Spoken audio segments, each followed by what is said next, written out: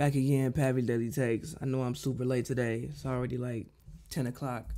Some of y'all may not even hear this today. You may hear it tomorrow because it's already so late. But again, it's a daily thing, so I got to do it daily. I'm back.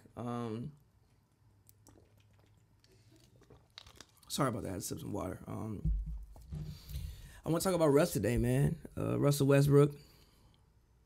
Obviously, I think his time is coming up to an end in Oklahoma City. Obviously, I think it's just time for both parties to go in a different direction. But I'm seeing a lot of people put out trades, and I think that these trades are very disrespectful for Russ.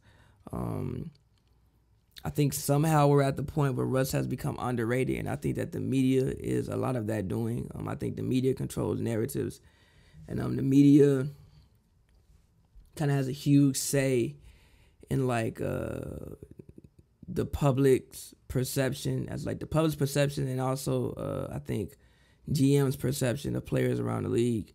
And I think that, Russ is being undervalued. Now look, Russ definitely isn't perfect. You know, like, I complain about a lot of things Russ does. Russ, he isn't perfect. But at the same time, like, we talking about a guy who's averaged a triple-double 3 straight years. The last time you saw a man average a triple-double was Dr. King was alive. That's the last time you saw him. I don't even think color TV was invented the last time you saw a man average a triple-double. And if color TV was invented, it wasn't in everybody's houses. There wasn't an African-American home that had color TV the last time a man averaged a triple-double, probably. Unless you was like Wilt Chamberlain and could afford it. Other than that, no. So I think that you're talking about a former MVP candidate. You're talking about a guy who, now granted, he is in his 30s, has had some knee concerns. His contract is also enormous. But some of the deals I'm seeing, I see a lot of Bulls fans like, oh, you can get him for Otto Porter, Chris Dunn, Felicio, and two unprotected first-round picks. That's not enough. If the Bulls were to make a deal, I would think the deal would be like, you got to give me at least Zach LaVine, probably Wendell, Felicio, and a pick. Or if not Zach and Wendell, then I need like Zach LaVine, Kobe White, and a pick. Unprotected pick. And then probably throw Felicio in for cap reasons. But I just think Russ is being extremely undervalued. Like I saw one trade that said T, Gorgie Jang, somebody else from the T-Wolves, and a pick. Like, what are they going to do with that? Like, we talking about Russell Westbrook, bro. People talking about Russell Westbrook shooting percentages. Like, I've always said efficiency has a lot to do with who you play with. I don't think that Russell Westbrook with the Thunder, after Kevin Durant left, was in a situation that he could be efficient. Like, him chucking up a shot over 2 people is better than any shot Andre Roberson is going to take. Him chucking up a shot over 2 people is better than any shot Terrence Ferguson is going to take. And also, I think that with the Oklahoma City, like, reign, seems to be, this, like, whole era seems to be coming to an end. They're going to talk about how they had all this great talent and didn't get any rings out of it. The one thing I hope that people don't forget to mention is the injuries. We got to remember, like, right after they went to the finals, they started getting hurt. I think the year after they went to the finals is when Pat Bev, dived at the ball and rushed towards meniscus. And I think he was out half of the year, or it either happened in the play or whatever. He tore it. Then that's when he tore it, I think, the regular season, and then it was out. And I think he had surgery again and missed the playoffs. This is after they traded Harden. Then KD breaks his foot. Remember, KD had the documentary, the offseason documentary, and at the end of it, he broke his foot. Comes back for the game against Golden State, breaks his foot again.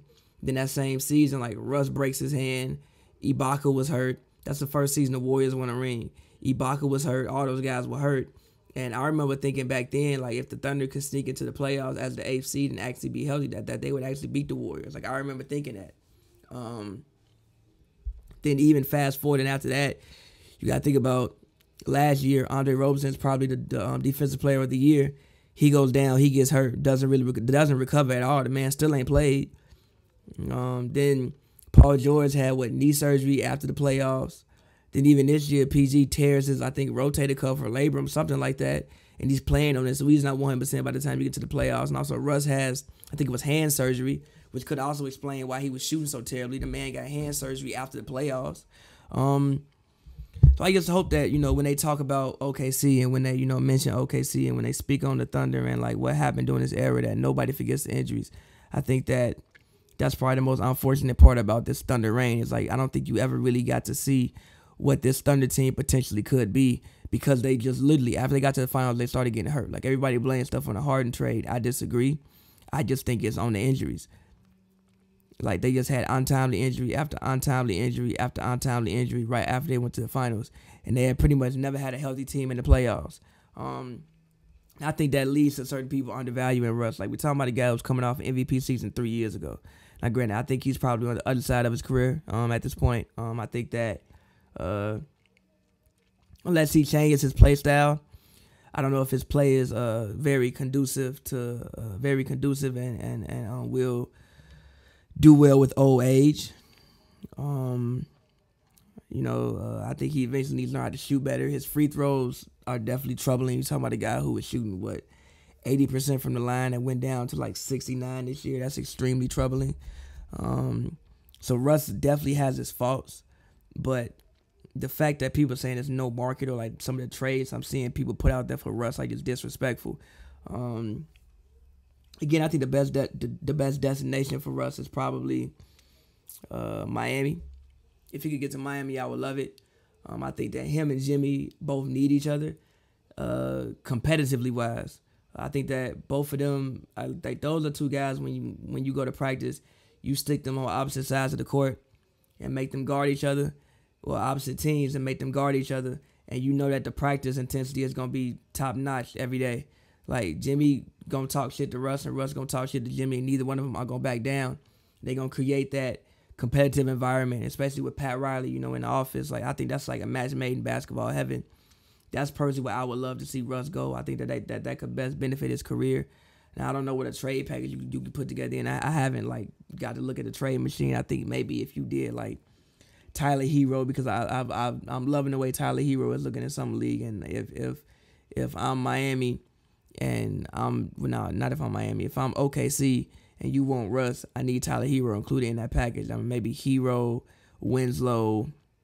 They don't have many picks, but you probably do a 3-team trade in some situation. Maybe, like, I don't know, you get rid of, like, bring the Cavs in, they get rid of JR, they send JR to the Thunder or somebody, they decline the team option and somebody sends a pick to somewhere.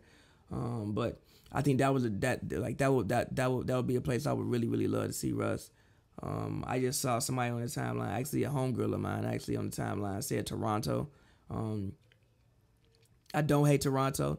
I think maybe if you gave up, like, OG, I don't know, maybe you gave up, like, Lowry, if you want to trade Lowry, like, after he just, won a championship. But, I mean, Lowry, OG, pretty much anybody besides Siakam, I wouldn't hate that either.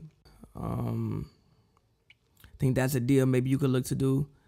But I think there has to be a market for Russell Westbrook, man. You're talking about, no matter if you hate the guy, if you don't like the guy's play style, if you don't think he's efficient, you're talking about a top 5 to 10 point guard ever. Even if you do think this is a downside of his career, top 5 to 10 point guard, there's definitely a market for Russ. And I think that the trades people are putting out are just so disrespectful, man, and just, like, lowballing the man so much. And I don't really like it. I think the internet just doesn't like Russ. I think that they see Steph, and the internet loves efficiency, and they love, all the cool nerd stats, and Russ doesn't do that. But at the same time, they try to, like, devalue his triple doubles. Like, you can't devalue a man averaging 3 straight triple doubles and say all triple doubles don't matter. Even if you look at the team record when he gets those triple doubles, like, they have a winning record when he gets them. And also, that's all effort. Like, there's not a single human being you could probably mention in the NBA that plays harder than Russell Westbrook on any given night. You're talking about probably, like, arguably the best guard rebounder ever. You're talking about a guy he's not Chris Paul, but he's still an elite playmaker. Like, you can't average 10 assists every game. Well, not every game, but, I mean, yeah, 10 assists basically every game, every year, and not be an elite playmaker. I just think that people see what Steph does and tries to. I think Steph has ruined a lot of basketball fans' mind about what efficiency is.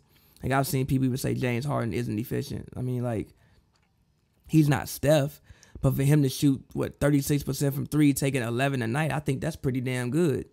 Like, for the shots that he shoots, for him to shoot 45% from the field and 36% from three, I think that's personally pretty efficient. You got people, now granted, like, it's not a 50-40-90 season, but I don't think everybody needs to have a 50-40-90 season to be an effective basketball player. But I think that's what you see with Steph's greatness, is people try to compare everything to that and don't want to accept other styles of basketball. Again, I think Russ is amazing. I think Russ is great. I still think that Russ, if given the right situation, can still produce and get a team, not get a team, but help a team make a deep playoff run. And again, I pray to God Miami can pick him up. I don't like the Chicago thing. I think that you would probably have to trade Levine or Wendell.